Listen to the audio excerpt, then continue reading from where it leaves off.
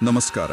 ಹೊಲಕ್ಕೆ ಔಷಧಿ ಸಿಂಪಡಿಸುವುದು ಅಂದ್ರೆ ಅದು ಒಂದು ರೀತಿ ಯುದ್ಧಕ್ಕೆ ಹೋದ ಹಾಗೆ ಅಲ್ವಾ? ಹೌದು. ನಮ್ಮ ಶತ್ರುಗಳು ಕಣ್ಣಿಗೆ ಕಾಣದ ಸಣ್ಣ ಸಣ್ಣ ಕೀಟಗಳು. ಹೌದು.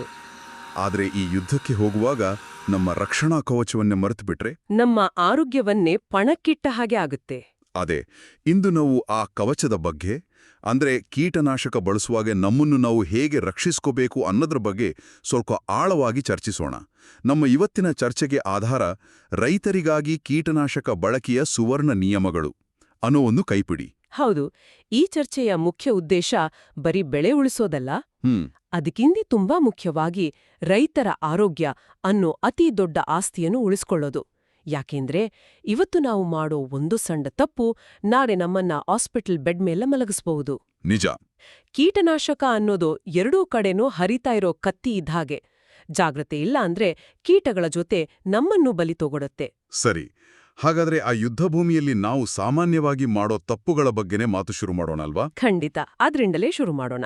ಈ ಕೈಪಿಡಿಯಲ್ಲಿ ಕೆಲವು ತಪ್ಪುಗಳನ್ನ ತುಂಬ ತಮಾಷೆಯಾಗಿ ಹೇಳಿದ್ದಾರೆ. ಆದರೆ ವಿಷಯ ಮಾತ್ರ ಅಷ್ಟೇ ಗಂಭೀರ. ಅದರಲ್ಲಿ ಮೊದಲನೆಯದು ನಾನೇ ದೊಡ್ಡ ಡಾಕ್ಟರು ಅನ್ನೋ ಮನೋಭಾವ.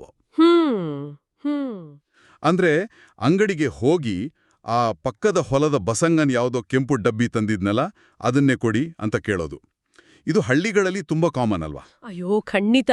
ಇದು ಅತಿ ದೊಡ್ಡ ಮತ್ತು ಅತಿ ಸಾಮಾನ್ಯ ತಪ್ಪು. ಇಲ್ಲಿರೋ ಅಪಾಯ ಏನು ಅಂತ ನಾವು ಮೊದಲು ಅರ್ಥ ಮಾಡ್ಕೋಬೇಕು. ನೋಡಿ, ಬಸಂಗನ ಹೊಲದಲ್ಲಿ ನುಸಿ ಇರಬಹುದು, ಆದ್ರೆ ನಮ್ಮ ಹೊಲದಲ್ಲಿ ಬೂದಿ ರೋಗ ಬಂದಿರಬಹುದು. ಓಕೆ. ನುಸಿಗೆ ಹೊಡೆಯೋ ಔಷಧಿ ಬೂದಿ ರೋಗಕ್ಕೆ ಕೆಲಸ ಮಾಡಲ್ಲ. ಆಗೇನಾಗತ್ತೆ? ದುಡ್ಡು ವೇಸ್ಟ್, ಸಿಂಪಡಿಸಲು ಪಟ್ಟ ಶ್ರಮ ವೇಸ್ಟ್, ಮತ್ತು ಮುಖ್ಯವಾಗಿ ರೋಗ ಕಂಟ್ರೋಲ್ಗೆ ಬಾರದೆ ಬೆಳೆನೂ ನಾಶ. ಕರೆಕ್ಟ್. ಆದ್ರೆ ಹಳ್ಳಿಗಳಲ್ಲಿ ಒಬ್ಬರ ಅನುಭವ ಇನ್ನೊಬ್ಬರಿಗೆ ಪಾಠ ಅಲ್ವಾ? ಎಲ್ಲರೂ ಕೃಷಿ ತಜ್ಞರ ಹತ್ರ ಹೋಗಿ ಪರೀಕ್ಷೆ ಮಾಡ್ಸೋಕಾಗಲ್ಲ. ಒಳ್ಳೆ ಪ್ರಶ್ನೆ. ಅನುಭವ ಹಂಚ್ಕೊಳ್ಳೋದು ತಪ್ಪಲ್ಲ, ಅದನ್ನ ಕುರುಡಾಗಿ ಫಾಲೋ ಮಾಡೋದು ತಪ್ಪು. ಕನಿಷ್ಠ ಪಕ್ಷ ನಮ್ಮ ಹೊಲದಲ್ಲಿ ಯಾವ ಕೀಟ ಅಥವಾ ಯಾವ ರೋಗ ಇದೆ ಅಂತ ಸರಿಯಾಗಿ ಗುರ್ತಿಸ್ಬೇಕು. ಈಗಂತೂ ಎಲ್ಲರತ್ರನೂ ಸ್ಮಾರ್ಟ್ಫೋನ್ ಇದೆ.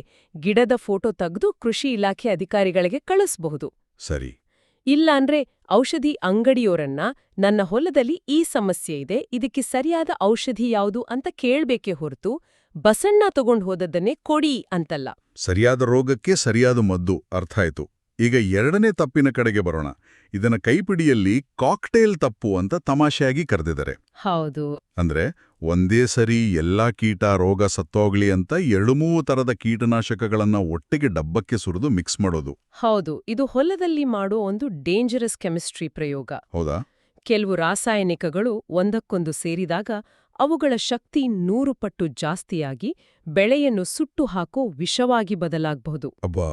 ಇನ್ನು ಕೆಲವು ರಾಸಾಯನಿಕಗಳು ಒಂದನ್ನೊಂದು ಶಮನ ಮಾಡಿ ಪವರ್ ಇಲ್ಲದ ಹಾಗೆ ಮಾಡಿ ಬರೀ ನೀರು ಸಿಂಪಡಿಸಿದಂತೆ ಆಗ್ಬಹುದು. ಅಂದ್ರೆ ದುಡ್ಡು ಖರ್ಚು ಮಾಡಿ ನಾವೇ ನಮ್ಮ ಬೆಳೆಗೆ ಬೆಂಕಿ ಇಟ್ಟಾಗೆ, ಇಲ್ಲಂದ್ರೆ ಕೀಟಗಳಿಗೆ ಪಾರ್ಟಿ ಕೊಟ್ಟಾಗೆ ಆಗುತ್ತೆ. ನಿಖರವಾಗಿ. ಪ್ರತಿಯೊಂದು ಕೀಟನಾಶಕದ ಬಾಟಲ್ ಮೇಲೂ ಯಾವ ಕೆಮಿಕಲ್ ಜೊತೆ ಮಿಕ್ಸ್ ಮಾಡಬಾರ್ದು ಅಂತ ಬರೆದಿರ್ತಾರೆ. ಅದನ್ಯಾರು ಓದ್ತಾರೆ? ಅದೇ ತಪ್ಪು. ಅದನ್ನ ಓದೋ ತಾಳ್ಮೆ ನಮಗಿರ್ಬೇಕು. ಇಲ್ಲದಿದ್ರೆ ನಮ್ಮ ಕೈಯಾರೆ ನಾವೇ ನಮ್ಮ ಬೆಳೆಗೆ ಕುತ್ತು ತಂದ ಹಾಗೆ ಆಗತ್ತೆ. ಸರಿ. ರಾಸಾಯನಿಕಗಳನ್ನ ಮಿಕ್ಸ್ ಮಾಡೋದು ಒಂದು ಅಪಾಯ ಆದ್ರೆ ಅದಕ್ಕಿಂತ ದೊಡ್ಡ ಅಪಾಯ ನಮಗೇನೂ ಆಗಲ್ಲ ಅನ್ನೋ ಧೈರ್ಯದಲ್ಲಿದೆ ಅನ್ಸುತ್ತೆ. ಹೌದು. ಆ ಅತಿಯಾದ ಆತ್ಮವಿಶ್ವಾಸ. ಕೀಟನಾಶಕ ಹೊಡೆಯುವಾಗ ಮಾಸ್ಕ್ ಇಲ್ಲ, ಕೈಗೌಸು ಇಲ್ಲ. ಅಷ್ಟೇ ಅಲ್ಲ, ಸಿಂಪಡಣೆ ಮಾಡ್ತಾನೆ ಸಿಗರೆಟ್ ಸೇದೋದು, ಕೈ ತೊಳೆಯದೆ ತಂಬಾಕು ತಿನ್ನೋದು, ಇದೆಲ್ಲ ನಡೀತಾನೆ ಇರುತ್ತೆ. ಇದು ಆತ್ಮಹತ್ಯೆಗೆ ಸಮಾನವಾದ ನಿರ್ಲಕ್ಷ್ಯ. ಹೀಗೆ ಮಾಡುವಾಗ ಕೀಟನಾಶಕ ಹೇಗೆಲ್ಲ ನಮ್ಮ ದೇಹ ಸೇರುತ್ತೆ ಅಂತ ಹೇಳ್ತೀನಿ ಕೇಳಿ. ಹೇಳಿ. ನಾವು ಸಿಂಪಡಿಸುವಾಗ ಗಾಳಿಯಲ್ಲಿ ಔಷಧಿಯ ಸಣ್ಣ ಸಣ್ಣ ಕಣಗಳು ತೇಲಾಡುತ್ತಿರುತ್ತವೆ. ನಾವು ಮಾಸ್ಕ್ ಹಾಕಿದ್ದಾಗ ಪ್ರತಿ ಉಸಿರಿನ ಜೊತೆಗೆ ಆ ವಿಷ ನಮ್ಮ ಶ್ವಾಸಕೋಶವನ್ನು ಸೇರುತ್ತೆ. ಅಷ್ಟೇ ಅಲ್ಲ, ನಮ್ಮ ಚರ್ಮದ ಮೇಲೂ ಸಣ್ಣ ಸಣ್ಣ ರಂಧ್ರಗಳಿವೆ. ಅವುಗಳ ಮೂಲಕನೂ ರಾಸಾಯನಿಕ ನೇರವಾಗಿ ರಕ್ತ ಸೇರುತ್ತೆ. ಅಪ್ಪ, ಕೈ ತೊಳೆಯದೆ ತಂಬಾಕು ತಿನ್ನೋದು, ಅದು ಇನ್ನೂ ಭಯಾನಕವಾಗಿರ್ಬೇಕು. ಹೌದು. ಕೈಗೆ ಅಂಟಿರೋ ಕೀಟನಾಶಕ ನಮಗೆ ಕಾಣಿಸಲ್ಲ. ಅದೇ ಕೈಯಿನ ತಂಬಾಕು ಬಾಯಿಗೆ ಹಾಕ್ಕೊಂಡಾಗ ಆ ವಿಷ ನೇರವಾಗಿ ನಮ್ಮ ಹೊಟ್ಟೆ ಸೇರುತ್ತೆ. ಕೈಪಿಡಿಯಲ್ಲಿ ಒಂದು ತಮಾಷೆ ಎಚ್ಚರಿಕೆ ಇದೆ. ಏನದು? ಕೀಟಗಳನ್ನು ಸಾಯಿಸಲು ಸಿಂಪಡಿಸಿದ ಔಷಧಿ ನಮ್ಮ ಹೊಟ್ಟೆಯೊಳಗಿನ ಜೀರ್ಣಶಕ್ತಿ ಅನ್ನೋ ಕೀಟವನ್ನು ಸಾಯಿಸಬಹುದು. ಎಚ್ಚರ. ಅಂತ. ಇದು ತಮಾಷೆಯಲ್ಲ, ವಾಸ್ತವ. ನಿಜಕ್ಕೂ ಎಚ್ಚೆತ್ತುಕೊಳ್ಳಬೇಕಾದ ಮಾತು. ಈಗ ಕೊನೆಯ ಆದ್ರೆ ಅತಿ ಸಾಮಾನ್ಯವಾದ ತಪ್ಪಿನ ಬಗ್ಗೆ ಮಾತಾಡೋಣ. ಉಲ್ಟಾ ಗಾಳಿ, ಉಲ್ಟಾ ಹೊಡೆತ. ಹೌದು, ಇದನ್ನಂತೂ ಬಹುತೇಕರು ಗಮನಿಸೋದೇ ಇಲ್ಲ. ಗಾಳಿಗೆ ಎದುರಾಗಿ ನಿಂತು ಔಷಧಿ ಸಿಂಪಡಿಸಿದ್ರೆ ಏನಾಗುತ್ತೆ? ನಾವು ಹೊಡೆಯೋ ಔಷಧಿಯಲ್ಲಿ ಅರ್ಧಕ್ಕಿಂತ ಹೆಚ್ಚು ನಮ್ಮ ಮುಖ, ಕಣ್ಣು, ಮೈಮೇಲೆ ಬಂದು ಬೀಳುತ್ತೆ. ಅಂದ್ರೆ ದುಡ್ಡು ಕೊಟ್ಟು ವಿಷ ತಂದು ನಾವೇ ನಮ್ಮ ಮೈಮೇಲೆ ಸ್ನಾನ ಮಾಡಿದ ಹಾಗೆ. ಕರೆಕ್ಟ್. ಇದರಿಂದ ತಕ್ಷಣವೇ ಚರ್ಮದ ತುರಿಕೆ, ಕಣ್ಣು ಉರಿ, ತಲೆಸುತ್ತು, ವಾಂತಿ ಶುರುವಾಗಬಹುದು. ಯಾವಾಗಲೂ ಗಾಳಿ ಬೀಸೋ ದಿಕ್ಕಿಗೆ ನಮ್ಮ ಬೆನ್ನುರಬೇಕು. ಇದು ಸಿಂಪಲ್ ಲಾಜಿಕ್, ಆದ್ರೆ ಜೀವ ಉಳಿಸೋ ಲಾಜಿಕ್. ಇಲ್ಲಿಯವರೆಗೂ ಮಾತಾಡಿದ್ ನಾವು ಪ್ರತಿದಿನ ಮಾಡೋ ಸಣ್ಣ ತಪ್ಪುಗಳ ಬಗ್ಗೆ. ಆದ್ರೆ ಈಗ ಚರ್ಚಿಸಬೇಕಾದ ವಿಷಯ ತುಂಬಾ ಗಂಭೀರವಾದದ್ದು. ಹೌದು. ಈ ತಪ್ಪುಗಳಿಂದ ದೀರ್ಘಕಾಲದಲ್ಲಿ ನಮ್ಮ ಆರೋಗ್ಯದ ಮೇಲೆ ಆಗೋ ಪರಿಣಾಮಗಳು. ಇವತ್ತು ಏನೂ ಆಗ್ಲಿಲ್ಲ ಅಂದ ಮಾತ್ರಕ್ಕೆ ನಾಳೇನೂ ಏನೂ ಆಗಲ್ಲ ಅಂತಲ್ಲ, ಅಲ್ವಾ? ಖಂಡಿತ. ಈ ರಾಸಾಯನಿಕಗಳು ಸೈಲೆಂಟ್ ಕಿಲ್ಲರ್ಗಳು. ಅವು ನಿಧಾನವಾಗಿ ನಮ್ಮ ದೇಹದಲ್ಲಿ ಶೇಖರಣೆಯಾಗಿ ಒಂದು 10-15 ವರ್ಷಗಳ ನಂತರ ತಮ್ಮ ನಿಜವಾದ ಪ್ರತಾಪ ತೋರಿಸ್ತವೆ. ಮೊದಲನೇದಾಗಿ ಶ್ವಾಸಕೋಶದ ಮೇಲೆ ಆಗೋ ಪರಿಣಾಮ. ಓಕೆ. ಪ್ರತಿದಿನ ಸ್ವಲ್ಪವಾಗಿ ಉಸಿರಾಡೋ ಈ ವಿಷ ನಮ್ಮ ಶ್ವಾಸಕೋಶದ ಸೂಕ್ಷ್ಮ ಜೀವಕೋಶಗಳನ್ನ ನಿಧಾನವಾಗಿ ಡ್ಯಾಮೇಜ್ ಮಾಡುತ್ತೆ. ಆಗ ಅಸ್ಥಮಾದಂತಹ ಗಂಭೀರ ಉಸಿರಾಟದ ಸಮಸ್ಯೆಗಳು ಶುರುವಾಗುತ್ತೆ. ಓ, ಹಾಗಾದ್ರೆ ಸ್ವಲ್ಪ ನಡೆದ್ರೂ ಸುಸ್ತಾಗೋದು, ಕೆಮ್ಮು ಬರೋದು, ಇದೆಲ್ಲ ಇದರ ಲಕ್ಷಣ ಇರಬಹುದಾ? ಖಂಡಿತ ಇರಬಹುದು. ಶ್ವಾಸಕೋಶ ಮಾತ್ರವಲ್ಲ, ನಮ್ಮ ನರವ್ಯೂಹದ ಮೇಲೂ ಇದರ ಪರಿಣಾಮ ಇರುತ್ತೆ ಅಂತ ಕೈಪಿಡಿಯಲ್ಲಿ ಹೇಳಿದೆ. ಅದು ಹೇಗೆ? ಹೆಚ್ಚಿನ ಕೀಟನಾಶಕಗಳು ಕೀಟದ ನರವ್ಯೂಹದ ಮೇಲೆ ದಾಳಿ ಮಾಡಿ ಅದನ್ನ ಸಾಯಿಸುತ್ತೆ. ಸರಿ. ಅದೇ ರಾಸಾಯನಿಕ ಅದೇ ರೀತಿಯಲ್ಲಿ ಮನುಷ್ಯರ ನರವ್ಯೂಹದ ಮೇಲೂ ನಿಧಾನವಾಗಿ ಕೆಲಸ ಮಾಡುತ್ತೆ. ಅಂದ್ರೆ ನಾವು ಕೀಟ ಸಾಯಿಸೋತೆ ಬಳಸೋ ಅಸ್ತ್ರವೇ ಸಣ್ಣ ಪ್ರಮಾಣದಲ್ಲಿ ನಮ್ಮ ವಿರುದ್ಧನೂ ತಿರುಗುತ್ತೆ ಅಂತಾನ? ಎಕ್ಸಾಕ್ಟ್ಲಿ. ದೀರ್ಘಕಾಲದಲ್ಲಿ ಇದ್ರಿಂದ ಕೈಕಾಲು ನಡುಗುವುದು, ನೆನಪಿನ ಶಕ್ತಿ ಕುಂದುವಂಥ ಸಮಸ್ಯೆಗಳು ಕಾಣಿಸ್ಕೊಳ್ಬಹುದು.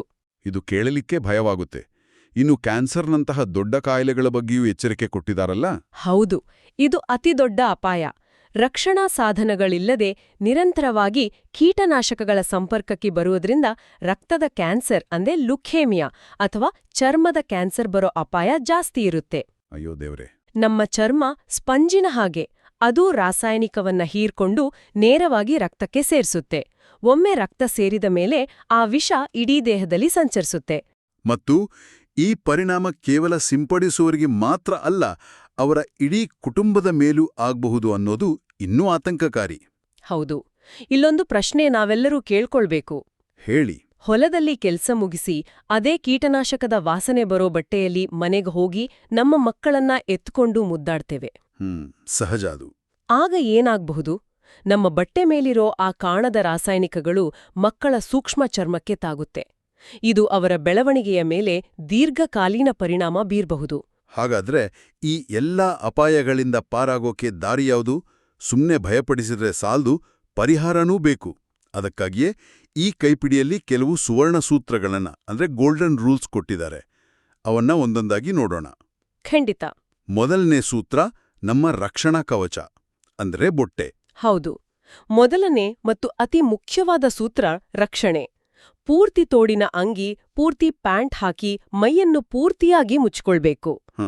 ಮುಖಕ್ಕೆ ಮಾಸ್ಕ್, ಕಣ್ಣಿಗೆ ಕನ್ನಡಕ ಮತ್ತು ಕೈಗಳಿಗೆ ರಬ್ಬರ್ ಕೈಗವಸು ಹಾಕ್ಕೊಳ್ಳೇಬೇಕು. ಆದ್ರೆ ಬಿಸಿಲಲ್ಲಿ ಇಷ್ಟೆಲ್ಲ ಹಾಕ್ಕೊಂಡು ಕೆಲಸ ಮಾಡೋದು ತುಂಬಾ ಕಿರಿಕಿರಿ ಅಲ್ವಾ? ಒಪ್ಪುತ್ತೇನೆ, ಕಷ್ಟ. ಆದ್ರೆ ನಾವು ಆಯ್ಕೆ ಮಾಡ್ಕೋಬೇಕು. ಒಂದು ದಿನದ ಕಿರಿಕಿರಿ ಬೇಕೋ ಅಥವಾ ಜೀವನ ಪೂರ್ತಿ ಉಳಿಯೋ ಕಾಯಿಲೆ ಬೇಕೋ? ನಿಜ. ಆಸ್ಪತ್ರೆ ಖರ್ಚಿಗೆ ಹೋಲಿಸಿದ್ರೆ ಈ ಒಂದು ದಿನದ ಕಷ್ಟ ಏನೂ ಅಲ್ಲ.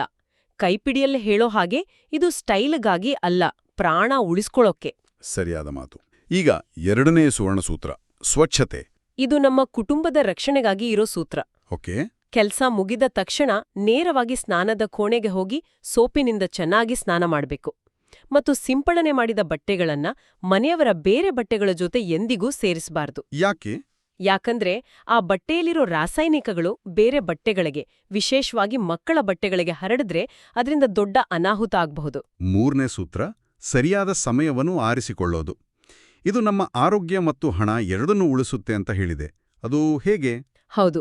ಮಧ್ಯಾಹ್ನದ ಸುಡು ಬಿಸಿಲಿನಲ್ಲಿ ಔಷಧಿ ಸಿಂಪಡಿಸಬಾರದು. ಯಾಕಂದ್ರೆ ಬಿಸಿಲಿಗೆ ಔಷಧಿ ಬೇಗ ಆವಿಯಾಗಿ ರಾಸಾಯನಿಕದ ಕಣಗಳು ಗಾಳಿಯಲ್ಲಿ ಹೆಚ್ಚು ತೇಲಾಡುತ್ತವೆ. ಜೊತೆಗೆ ಗಿಡದ ಎಲೆಗಳು ಅದನ್ನ ಸರಿಯಾಗಿ ಹೀರ್ಕೊಳ್ಳಲ್ಲ. ಅದೇ ಬೆಳಗ್ಗೆ ಅಥವಾ ಸಂಜೆಯ ತಂಪಾದ ವಾತಾವರಣದಲ್ಲಿ ಸಿಂಪಡಿಸಿದ್ರೆ ಔಷಧಿ ನಿಧಾನವಾಗಿ ಗಿಡದ ಮೇಲೆ ಹರಡುತ್ತೆ. ಕಡಿಮೆ ಔಷಧಿಯಲ್ಲಿ ಹೆಚ್ಚು ಪರಿಣಾಮ ಸಿಗುತ್ತೆ. ಇದು ಅತ್ಯುತ್ತಮ ಮಾಹಿತಿ. ಈಗ ಕೊನೆಯ ಮತ್ತು ಅತ್ಯಂತ ನಿರ್ಣಾಯಕ ಸೂತ್ರ: ಖಾಲಿ ಡಬ್ಬಿಯ ವಿಲೇವಾರಿ. ಹೌದು, ಇದು ನಾವು ಮಾಡೋ ಅತ್ಯಂತ ಅಪಾಯಕಾರಿ ತಪ್ಪುಗಳಲ್ಲೊಂದು. ಹೇಗೆ?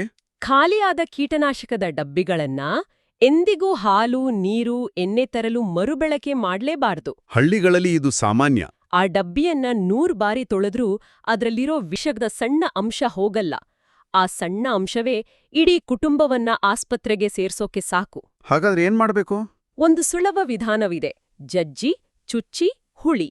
ಮೊದಲು ಕಲ್ಲಿನಿಂದ ಜಜ್ಜಿ, ನಂತರ ಅದೊಂದು ತೂತು ಮಾಡಿ, ಕೊನೆಗೆ ಹೊಲದ ಒಂದು ಮೂಲೆಯಲ್ಲಿ ಆಳವಾದ ಗುಂಡಿ ತೋಡಿ ಮುಚ್ಚಿಬಿಡ್ಬೇಕು. ಹಾಗಾದ್ರೆ ಇವತ್ತು ನಾವು ಚರ್ಚಿಸಿದ ಎಲ್ಲಾ ವಿಷಯಗಳ ಸಾರಾಂಶ ಒಂದೇ: ಹೊಲದ ನಿಜವಾದ ಆಸ್ತಿ ಅಲ್ಲಿ ಬರೋ ಬೆಳೆಯಲ್ಲ, ಆ ಬೆಳೆಯನ್ನು ಬೆಳೆಯೋ ರೈತರ ಆರೋಗ್ಯ. ಖಂಡಿತ. ಆರೋಗ್ಯವಾಗಿದ್ರೆ ಮಾತ್ರ ಮುಂದಿನ ವರ್ಷ, ಅದರ ಮುಂದಿನ ವರ್ಷ ಮತ್ತೆ ಬೆಳೆ ತೆಗೆಯೋಕೆ ಸಾಧ್ಯ. ಹೌದು, ನಾವು ನೋಡಿದ ಹಾಗೆ ಸಣ್ಣ ಸಣ್ಣ ಸುರಕ್ಷತಾ ನಿಯಮಗಳನ್ನ ಪಾಲಿಸೋದ್ರಿಂದ ದೊಡ್ಡ ದೊಡ್ಡ ದುರಂತಗಳನ್ನ, ಗಂಭೀರ ಕಾಯಿಲೆಗಳನ್ನ ತಪ್ಪಿಸಬಹುದು.